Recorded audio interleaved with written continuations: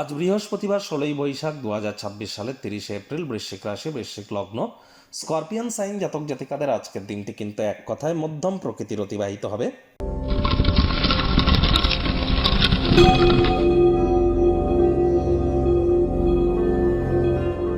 ভিডিওটির শুরুতে স্ক্রিনে আপনারা দেখতে পাচ্ছেন বৃহস্পতির বীজ মন্ত্র ওম গ্রাং গ্রিং গ্রং স গুরাবে নমঃ।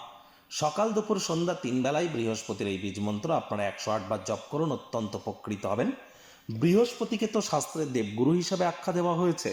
বৃহস্পতি আমাদের পরিবার, আমাদের বিবাহ, আমাদের সন্তান সন্ততি, পুত্র সন্তান, পাড়া প্রতিবেশী, আত্মীয় স্বজন, বন্ধু বান্ধব, আধ্যাত্মিক চিন্তন, চেতনা, জ্ঞান, নাম যশ, খ্যাতি, প্রভাব, প্রতিপত্তি, ঐশ্বর্যের ধারক, কারক, বাহক গ্রহ বৃহস্পতি। আর সে বৃহস্পতি বর্তমানে নিজের নক্ষত্র পুনর্বসু নক্ষত্রে গোচর করছে এবং অতিচারী পজিশনে আছে।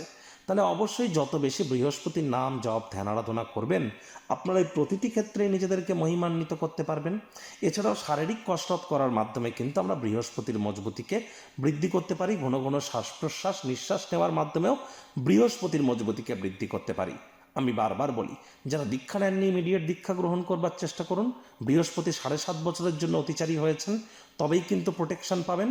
আজ ব্ল্যাক এবং ব্লু কালারের ড্রেস পরিধান করা থেকে বিরত থাকুন, সাত্ত্বিক জীবনযাপন গ্রহণ করুন।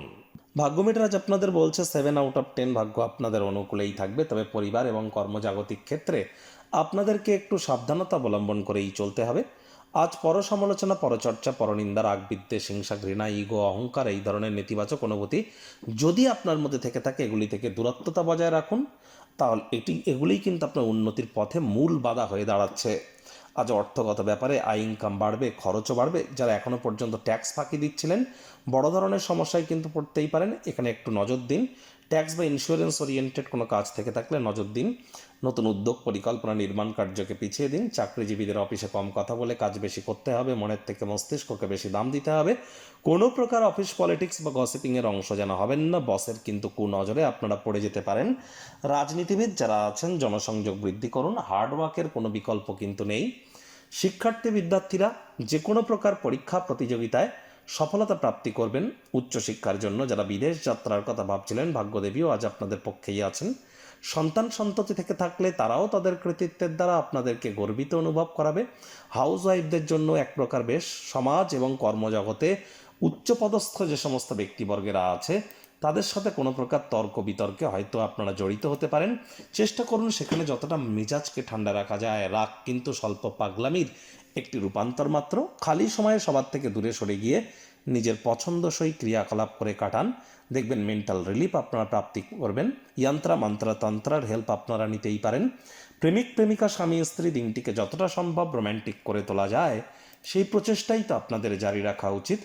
অবিবাহিতদের বিবাহের যোগ পরিলক্ষিত হচ্ছে। যারা প্রেমে পড়েননি, তাদের জীবনে স্বপ্নের নারী বা পুরুষের আগমন আজ কিন্তু হতেই পারে। একটু প্রচেষ্টা আপনাদেরকেও তো করতে হবে। শত্রুপক্ষ বিরোধী পক্ষ আজ কিন্তু খুব একটি শক্তিশালী থাকছে না। পারিবারিক দায়িত্বগুলি সঠিক সময়ের মধ্যে পালন করুন।